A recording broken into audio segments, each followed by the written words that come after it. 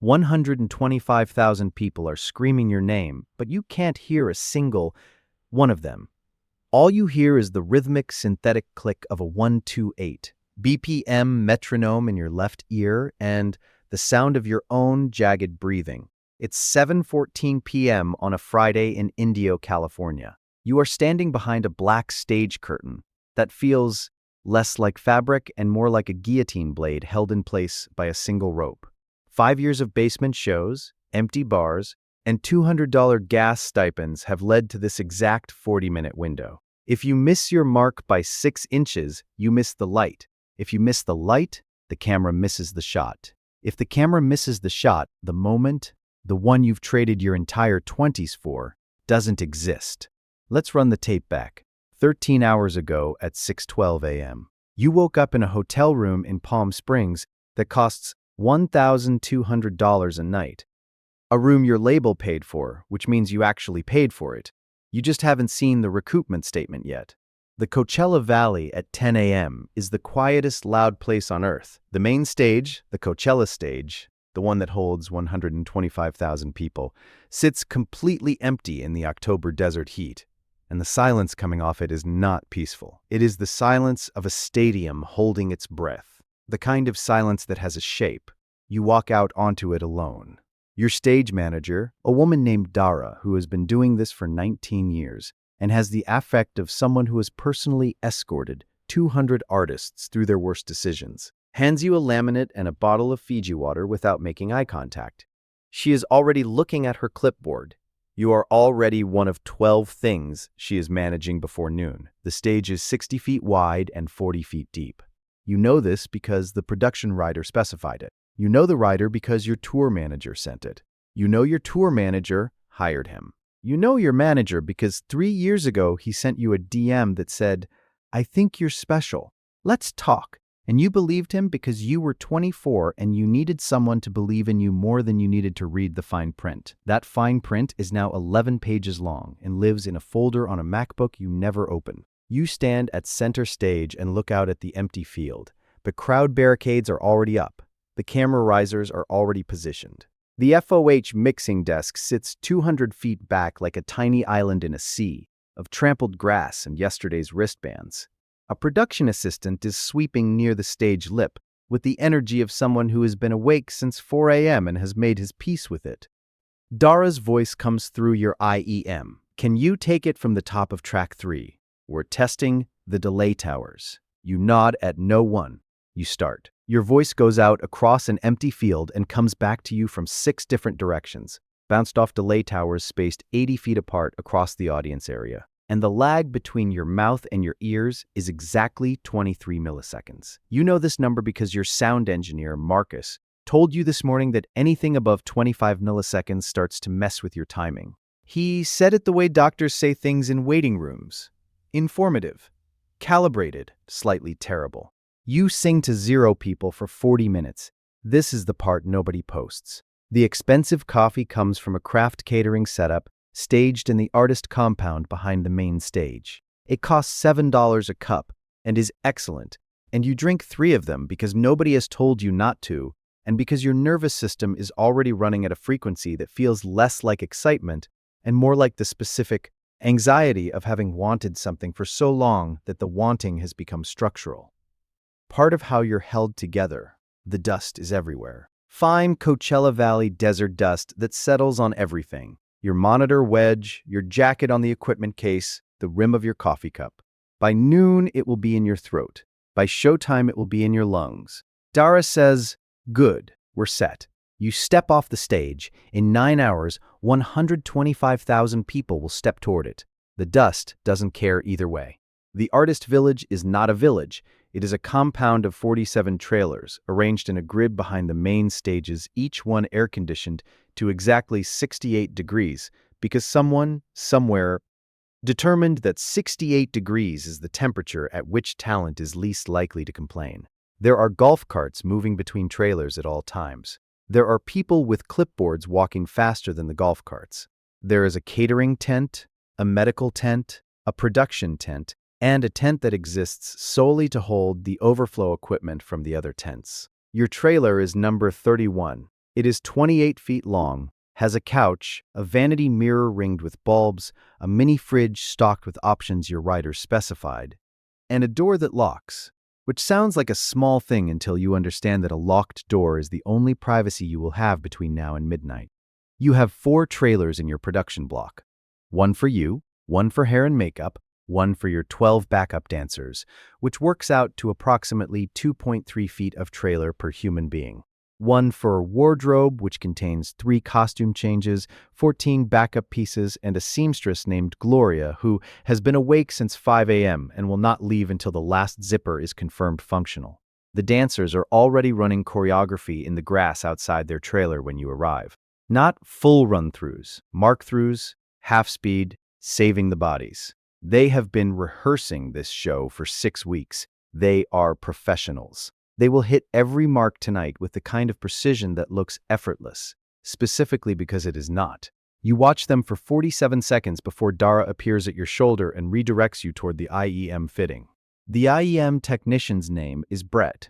Brett has been doing in-ear monitor work for 23 years and speaks exclusively in frequencies and decibels, which is the correct language for the situation. The process takes 45 minutes. First, an otoscope examination of both ear canals. Standard procedure, non-negotiable, because a monitor pushed against an obstruction at stage volume can rupture an eardrum in under a second. And a ruptured eardrum is the kind of career interruption that doesn't get a trailer. Then foam impression material injected into both ears and held for 4 minutes while it sets. The impressions are sent to the monitoring desk, where Brett will use them to calibrate the exact fit of your custom molds. The ones that cost $2,400 and were made 3 months ago in a studio in Burbank, and have been retuned twice since then based on your notes about the low-mid balance in your right ear. Brett places the monitors in, adjusts the mix, plays back your stems at 60% volume. Walk around. Tell me what you hear. You hear your own voice. Isolated, clean, stripped of the room, stripped of everything the audience will hear. Just the raw signal of what you actually sound like. It is the most honest 45 seconds of your day. Brett makes 3 micro adjustments, elevates the vocal stem by 1.5 dB, pulls 200 Hz slightly on the bass. Stem adds a touch of room reverb to the click track so the metronome sits inside the music instead of on top of it. You're set, he says. 45 minutes to configure the membrane between you and 125,000 people. Gloria is already waiting at the wardrobe trailer with the first costume and a look that means the clock is running. It was always running. At 4:30 p.m., your manager pulls you aside between the wardrobe trailer and the catering tent and tells you something he has been calibrating how to say since this morning. There are 14 people in the VIP wings tonight with the specific function of watching you, not enjoying you, watching you. There is a difference, and your manager understands it well enough to make the distinction without being asked. 3 of them are from your label's parent company. The parent company, not the label itself, which means they are 2 levels of corporate abstraction above the people who signed you and carry the specific authority of people who approved a budget line without ever learning to pronounce your name correctly.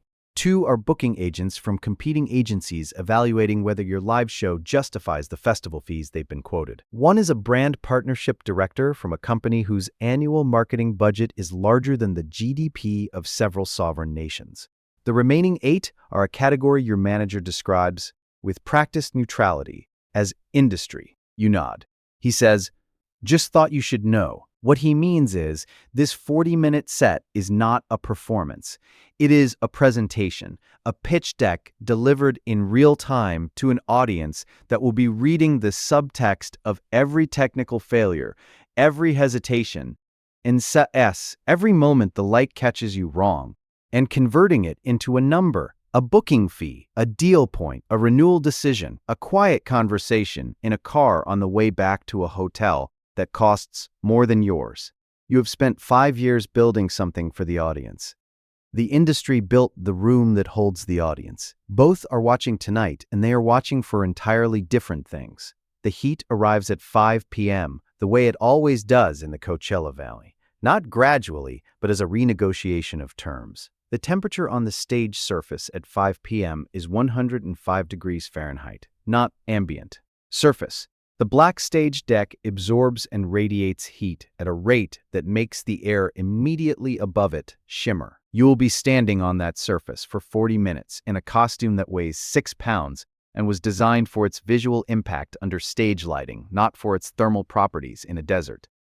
Your vocal coach told you 3 weeks ago that heat dehydrates the vocal folds at approximately twice the normal rate. She told you to drink 3 liters of water before showtime. She told you to avoid dairy, alcohol, and air conditioning. That is too aggressive because the contrast between cold air and hot stage air causes the throat to constrict.